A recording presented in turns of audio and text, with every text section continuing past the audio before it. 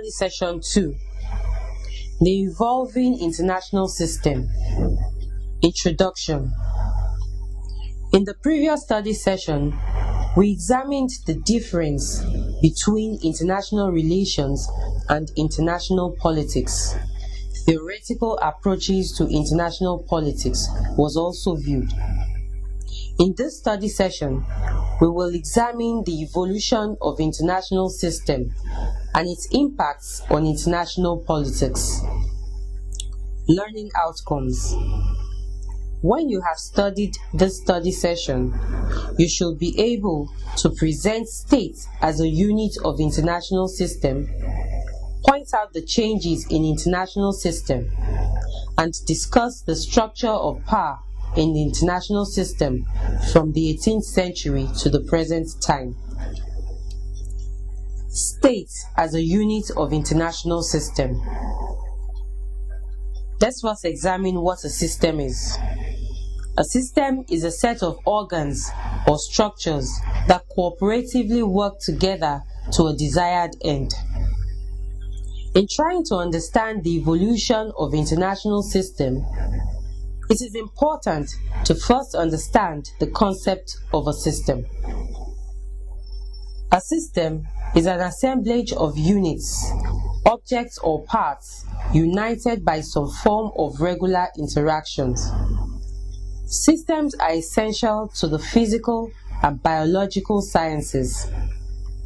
They are composed of different interacting units, whether at the micro, that is, cell, plant or animal, or the macro, that is, nature, ecosystem, or global climate levels. Because these units interact, a change in one unit causes changes in all others. The state is the unit of analysis in international politics. In the international system, there are various actors, that is, state and non-state, that influence the conduct of world politics. The system analysts argue that the state is a form of organization.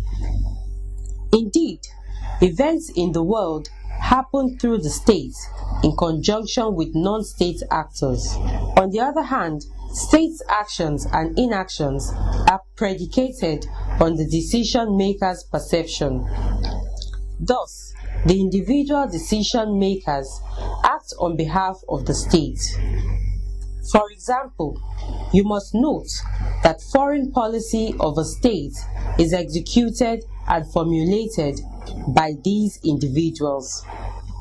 Scholars of international relations have agreed that international politics can be conceptualized as a system, beginning with the idea that men and women act in regularized ways and that their patterns of interaction with each other are largely habitual.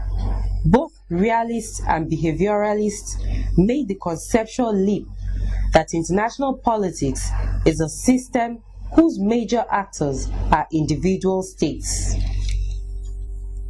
Tip: Scholars of international relations concur that international politics can be conceptualized as a system.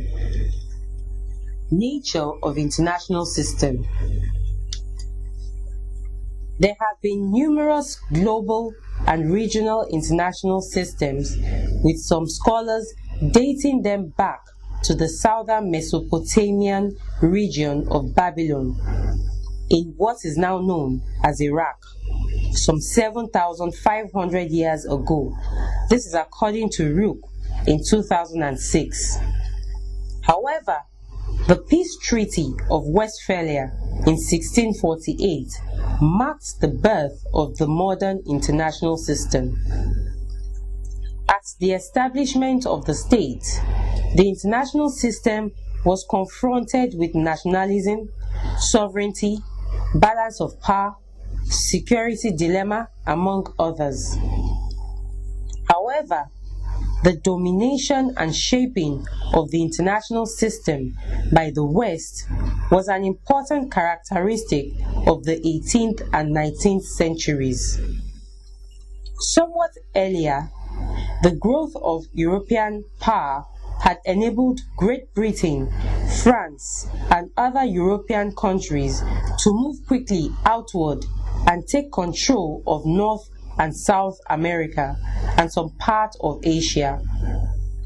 Thus, the Arab, Chinese, Indians, Persians, and other non-European empires or dynasties began to decline and fall. The process allowed the Europeans to dominate the globe and to see themselves as superior to those of other political communities.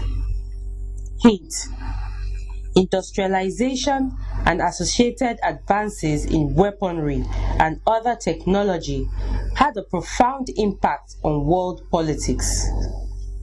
Europe gained strength compared with non-industrialized Asia and Africa. Industrialization also promoted colonialism because the manufacturing countries needed to expand resources and markets to fuel and fund their countries. One reason for the westernization of the international system was the scientific and technological advances that sprang from the Renaissance in Europe. This sparked the Industrial Revolution, which began in the mid-1700s in Great Britain. During the next 150 years, industrialization spread rapidly, but not globally. Instead, it was mostly a Western phenomenon, with the notable exception of Japan. Industrialization and associated advances in weaponry and other technology had a profound impact on world politics. Europe gained strength compared with non-industrialized Asia and Africa. Industrialization also promoted colonialism because the manufacturing countries needed to expand resources and markets to fuel and fund their countries. Many industrialized countries also want colonies by all means as a matter of prestige. The result was an era of Euro-American imperialism. Even though these colonial empires were, for the most part, not long-lived, they still had a major and damaging impact that continues to affect world politics. The imperialist subjugation of Asians, Africans, and others by Europeans and Americans set the stage for what became division of the world into two spheres, one wealthy, one poor, that continues to exist. Changes in the international system. Collapse of European power. The causes in the demise of the European multipolar system by the mid-20th century are complex and subject to dispute. What is most important, however, is that the system lost its ability to maintain a balance of power as the major powers came together into two rigid, nearly bipolar alliances that soon engaged in a death struggle. The end of balance of power system, as well as the historic end of the 19th century, came with World War I. In World War I, which was between 1914 and 1918, the Central Powers included Germany, Austria-Hungary, and Turkey. The Allied powers consisted of France, Russia, Great Britain, and Italy. The two sides were enmeshed in a struggle between competitive alliances, made all the more dangerous by the German position. Obviously, World War I destroyed both life and property and changed the face of Europe. In its wake, three empires, the Austrian, Hungarian, Russian, and Ottoman, that's the Turkish, collapsed. and in their place, the independent states of Poland, Czechoslovakia, Yugoslavia emerged. In addition, the countries of Finland, Estonia, Latvia, Lithuania were born. The war also contributed to the overthrow of the Russian Tsar in 1917 by the Bolsheviks. The emergence of communism under the leadership of Vladimir Lenin produced a change in government and ideology that would have geopolitical consequences for another 70 years. This is according to Kegley in 2007. Despite its costs, the coalition consisting of Britain, France, Russia, and later the United States and Italy defeated the threat of domination posed by the Central Powers, Germany, Austria, Hungary, Turkey, and their allies. Moreover, the war set the stage for a determined effort to build a new international system that could prevent another war.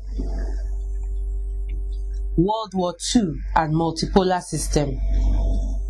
Many historians regard the reemergence of multipolarity in global power distribution as a key factor in the onset and expansion of World War II.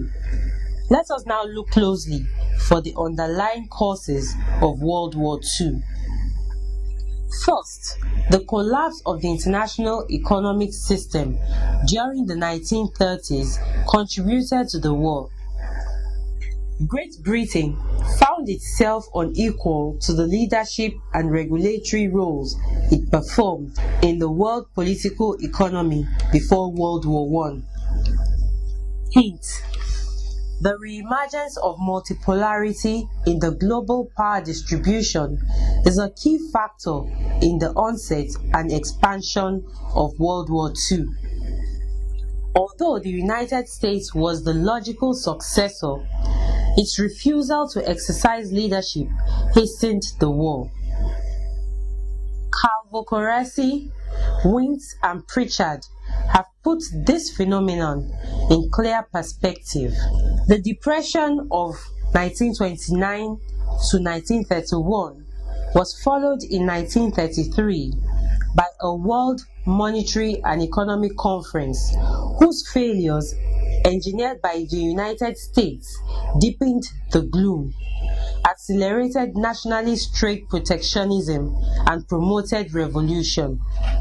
However, with this depressed global environment, heightened by deteriorating economic circumstances at home, Germany and Japan sought solutions through imperialism abroad.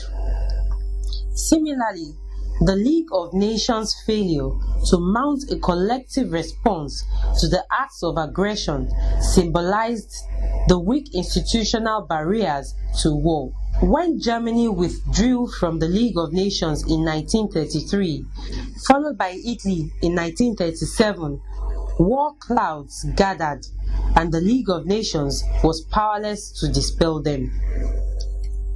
As a student of international politics, you must take note of the role of leaders in the global events. To this end, the importance of leaders stand out as one of the causes of the outbreak of the Second World War. The war would not have been possible without Adolf Hitler and his plan to conquer the world by force. The Second World War arose primarily from German aggression. Professing the superiority of Germans as a master race, along with dangerous anti-Semitism and anti-communism, Hitler chose to wage war to create an empire that he believed would resolve once and for all the historical competition and dangerous coexistence of the great powers in Europe by eliminating Germany's rivals. Note: as a student of international politics, you must take note of the role of leaders in global events. To this end, The importance of leaders stand out as one of the causes of the outbreak of the Second World War. The war would not have been possible without Adolf Hitler and his plan to conquer the world by force. The Second World War arose primarily from German aggression. Essentially, the end of the Second World War meant a major redistribution of power. It is important to note that the war devastated most of the existing major actors. In their place, the United States emerged as a military and economic superpower and the leader of one power pole. Even though incredibly damaged, the Soviet Union emerged as the superpower leader of the other pole. Thus, the end of the Second World War signaled the division of the international system into a bipolar world. Bipolar system. The end of the Second World War marked the beginning of a bipolar system dominated by the United States and the Union of Soviet Socialist Republic (USSR). Each had its ideological mission, which were capitalist democracy versus communism. Although the USSR never matched the United States economically, but the Soviet Union possessed a huge conventional armed force, a threatening ideology, and by 1949, atomic weapons. However, an uneasy alliance that had existed between the US and the Soviet Union during the Second World War was soon replaced by overtly hostility. To be sure, their rivalry divided much of the world into two antagonistic spheres in what is known as the Cold War.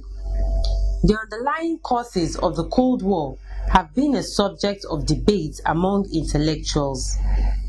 However, you should know from objective point of view that varying economic and political interests and the power vacuum created by the collapse of the old balance of power structure created a bipolar system in which a great deal of world politics was centered on the confrontation between the two superpowers along the so-called East-West axis. The United States reacted to what it saw as a Soviet communist threat with the containment doctrine of global opposition to the Soviet Union and other communist countries. Hint: varying economic and political interests and the power vacuum created by the collapse of the old balance of power structure created a bipolar system in which a great deal of world politics was centered on the confrontation between the two superpowers along the so-called East-West axis. The United States reacted to what it saw as a Soviet communist threat with the containment doctrine of global opposition to the Soviet Union and other communist countries. To that end, the United States sponsored a number of regional alliances, most notably the North Atlantic Treaty Organization (NATO), established in 1949. The Soviet Union responded in 1955 with the Warsaw Treaty Organization, or Warsaw Pact. Over the life of the Cold War, these blocs loosened, with states sometimes taking positions different from that of the dominant power. But for much of the time period, bloc politics was operative. In the subsequent lectures, you will come across some major events during the Cold War. However, Three cases are important in order for students to capture the real Cold War politics in relation to bipolar system. The first high-level direct confrontations between the superpowers took place in Germany. Germany had been divided immediately after World War II into zones of occupation. The United States, France, Great Britain administered the western portion. The Soviet Union, the eastern. Berlin, Germany's capital, was similarly divided but lay within Soviet-controlled East Germany. In the 1949 Berlin blockade, the Soviet Union blocked land accesses to Berlin, prompting the United States and Britain to airlift supplies of 13 months. In 1949, the separate states of West and East Germany were declared. The second case is the 1962 Cuban Missile Crisis, originally devised by the Soviet Union to compensate for its lagging missile program. The Soviets took the bold move of installing missiles in Cuba, 90 miles from the United States shore. The Soviet aims were to reduce the Soviet Union's strategic nuclear inferiority, to counter the deployment of United States missiles on Soviet borders in Turkey, and to deter another United States invasion of Cuba. United States leaders, however, considered the missiles threatening and provocative. As historical documents revealed years later, nuclear war was possible. Some United States policymakers favored military strikes before the missiles became operational, when in fact some nuclear weapons in Cuba were already operational and commanders were authorized to use them in the event of a United States attack. This is according to Dunn and Welsh in 2006. However, the way in which the crisis was resolved suggests very clearly that neither party sought a direct confrontation. Note: historical documents revealed years later nuclear war was possible. Some United States policymakers favored military strikes before the missiles became operational, when in fact some nuclear weapons in Cuba were already operational and commanders were authorized to use them in the event of a United States attack. The third case was the Vietnam issue. Vietnam provided a test of different kinds. The Cold War was played out there, not in one dramatic crisis, but in an extended civil war, pitting communist North Vietnam and its Chinese and Soviet allies against the free world South Vietnam, allied with France, the Philippines, and Thailand. To most United States policymakers in the 1950s and early 1960s, Vietnam represented yet another test of the containment theory. Communist influence must be stopped, they argued, before it spread like a chain of falling dominoes through the rest of the Southeast Asia and beyond. Thus, the United States supported the South Vietnamese dictators Ngo Dinh Diem and Nguyen Van Thieu against the rival communist regime of Ho Chi Minh in the north, which was underwritten by both the People's Republic of China and the Soviet Union. The struggle for a unified Vietnam seems resumed, and the United States intervened militarily in 1964.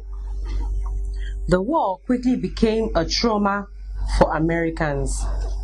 Perhaps the most devastating domestic tragedy was the death in 1970 of 4 students at Kent State University during clashes between anti-war demonstrators and the Ohio National Guard. This is according to Rook in 2006. War weariness finally led to a complete United States disengagement from Vietnam within a short time.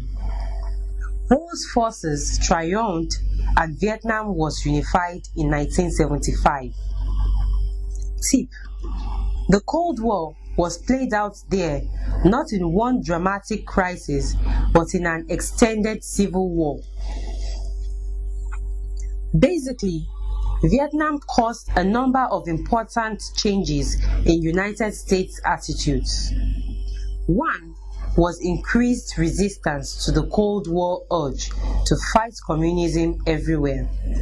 Second, Americans saw more clearly that the bipolar system was crumbling, especially as relations between the Soviet Union and China deteriorated. Beginning approximately with the administrations of Soviet leader Leonid I. Brezhnev between 1964 and 1982, and the United States President Richard M. Nixon between 1969 and 1974, United States-Soviet relations began to improve. Nixon accurately assessed the changing balance of power, especially the rise of China, and he moved to improved relations through a policy of detente with Moscow and Beijing. They came to similar real political conclusions about the changing power configuration and the international system, and sought improved relations with Washington. Note: in this respect, the underlying principle of the international system at that time was peaceful coexistence between the capitalist and socialist blocs. This desire for peaceful coexistence is seen as the objective condition for the development of human society. In other words, international disputes will be resolved without resorting to full-blown war. Unipolar system. The demise of the Soviet Union instigated a new approach to the understanding of international system. Although the bipolar system is gone, it is still not clear how to characterize the current, still evolving system. Some argued that the present international system is multipolar, while others argued that the present international system is unipolar. The proponents of multipolarity emphasized the collective security of some countries with the United States in propagating international peace and security. The unipolar school, however, is different from such assumption. Rather, the proponents of unipolarity observe the United States' hegemonic power in global affairs. Hence, the present international system is unipolar. As a student of international politics, you must take into consideration the relevance of economic and military power in understanding world affairs. Thus, the center of world power is the unchallenged superpower, the United States. US global economic dominance has grown further, especially as Japan and Europe have struggled. Militarily, US arms, with some Allied support, twice defeated Iraq in 1991 and in 2003, and overwhelmed Yugoslavia in 1999 in wars that were widely one-sided, mostly because of the vast and growing lead of the United States military technology. As Eikenberry in 2004 succinctly put it, for the first time in the modern era, The world's most powerful state can operate on the global stage without the counterbalancing constraints of other great powers. We have entered the American unipolar age. Study session summary. In this study session, we discussed the origin of modern international system, which can be traced to the West. However, various changes occurred in the operation of the international system within the context of power configuration. Thus, the multipolar system rose and fell. The bipolar system declined as other countries and transnational actors became more important, as the expense of continuing confrontation strained American and Soviet building resources, and as the relative power of the two superpowers declined. In this 21st century, a limited unipolar system exists, with the United States as the dominant power.